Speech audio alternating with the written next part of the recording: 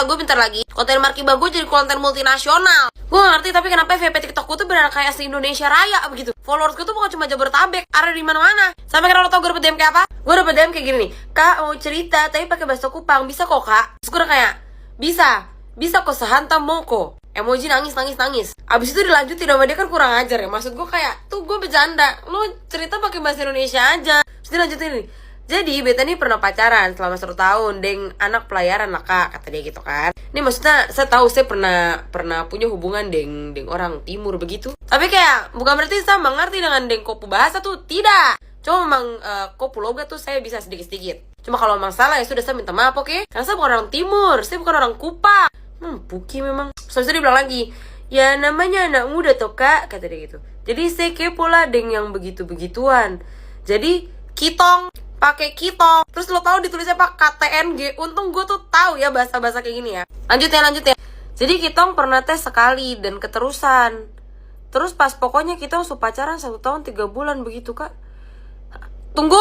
Jadi berarti maksudnya kalian tuh tes drive atau tes pelayaran anjrot? Astagfirullahaladzim Nona. Terus dia bilang lagi nih begini katanya. Nah tanggal 31 Agustus tahun lalu kita berbuat untuk terakhir kali karena mau LDR. Nah besoknya putus mereka kan. Lo tau putusnya gara-gara apa? Nih dia bilang gini, gara-gara beta berjalan dengan kawan pi guru pung acara nikah sampai jam 1 malam. Karena masih acara bebas kayak bagoyang begitu Kak. Dia telepon chat, beta sombalas dengan angka tuh.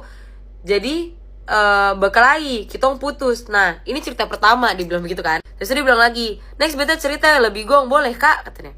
Gue jawab lah, kok dia mau baca cerita dan kopu bahasa tuh sudah saya coba pahami lah gitu. Tapi jangan kok singkat-singkat cuki, gue bilang gitu kan. Memang Puki pak perempuan satu ini ya. Terus kan lu kopu cerita itu cepat, gue bilang. Terus dibalas sih sama dia apa coba?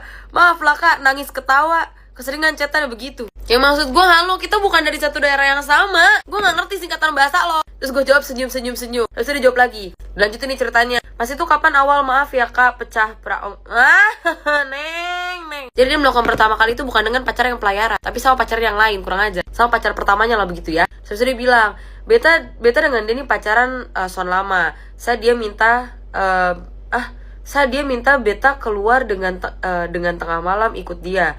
Ya beta ikut toh Kak. Dia ajak beta piat ke gubuk.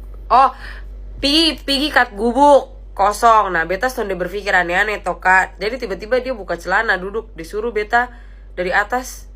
Jadi beta ikut Kak. Ternyata sakit, tapi enak juga. Astagfirullahalazim.